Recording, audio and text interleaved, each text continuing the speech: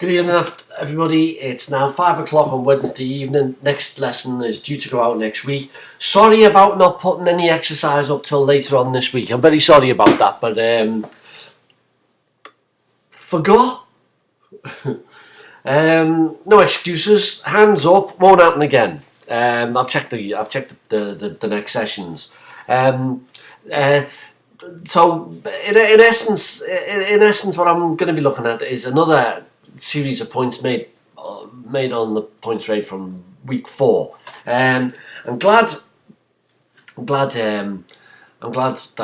we're down to you both now. We've had a number of dropouts from this, so we're down to you both, which is terrible, really. But you know, what can I do? The accidents will happen. South Wales.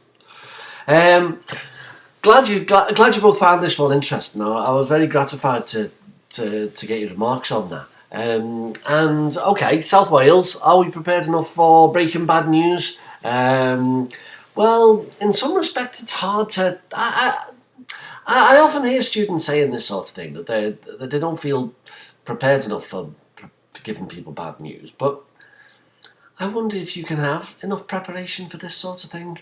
You know, is there anybody, even the trainers of people who break bad news, is there anybody who says, I feel thoroughly prepared to give people the worst possible news that they are going to ever hear in their life. I've got all the skills required, what with my education and training and everything.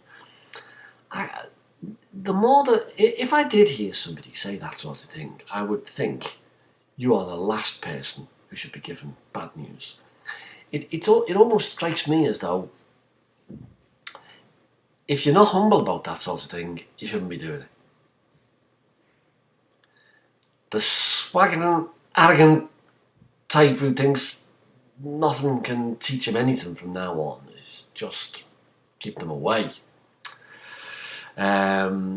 So are you prepared enough? Can you be trained for that sort of thing? Actually, I think you can, though. There's a counsellor who works in the heart failure service over at Wythenshawe, and you've got to see him in action to believe him. You know, he gently teases in the subject. How much do you want to know? I have some news for you today. Would you like to go into it now, or would you like to come back and deal with this some other time? Yes, I'd like some information now. Okay, well, it is quite bad news, and how would you like me? What sort of detail would you like me to go into? Just gently teasing in. I saw him, believe it or not, do a session of role play at a big meeting once upon a time. And I thought, oh God, he's going to bomb here. This is going to really go down badly. But in fact, the man was just brilliant. It was gifted to watch. Never knowing quite how much a patient wants to know. It's always tricky, isn't it? It is always tricky because sometimes a patient will be told something. In fact, I've got this on film where a patient is told by a cardiologist that more or less the cardiologist's opinion that he's got a couple of weeks left, and you can see on the fella's face this, I never knew that. How much the patients want to know? Again, you're definitely feeling the ground in front of you with that one. I take the point, South Wales. I take the point that you may well have seen patients in the past who are admitted as though they were in heart failure, and then it turns out that they've got something entirely different, often respiratory in origin, which is actually wrong with them, and they need ventilation. But the teasing thing about heart failure, and a point which I can't emphasise enough, is that really heart failure is a condition which really baffles a lot of very clever clinicians. Because if you've got somebody who's 75, who's had 2 MIs, who's sitting in front of you breathless, is this because they've smoked all their life? Is this because, as you said, they've been down the pits and they've got a long-standing dust-related problem? Is this because a mixture of loss of heart muscle and being a smoker? Or is it just being a smoker, now got a chest infection, subclinical, not really coughing up much, yeah. You know, for the admitting doctor, this is always going to be a really... And I'm surprised that more mistakes don't happen, frankly. What's causing a person's breathlessness and how serious it is, and even where a person has got heart failure on them, and it's established by echocardiogram and all the rest of it, how bad that person is going to be and what the prognosis is for them, these are all questions which are enormously difficult to define.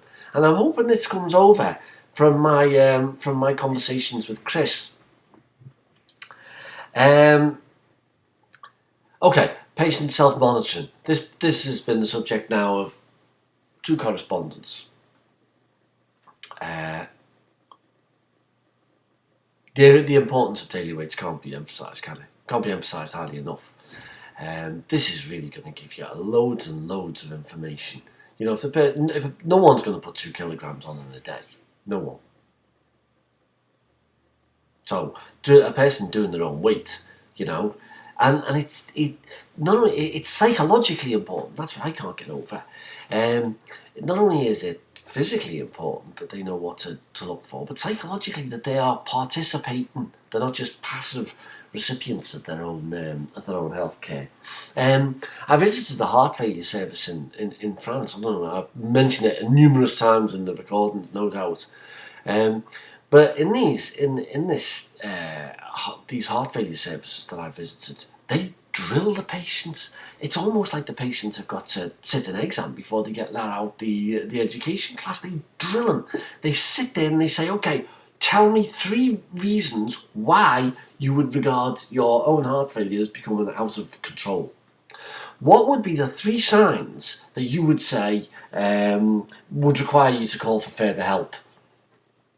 And then just sit there until you got the right answer. I think there's something in that, actually.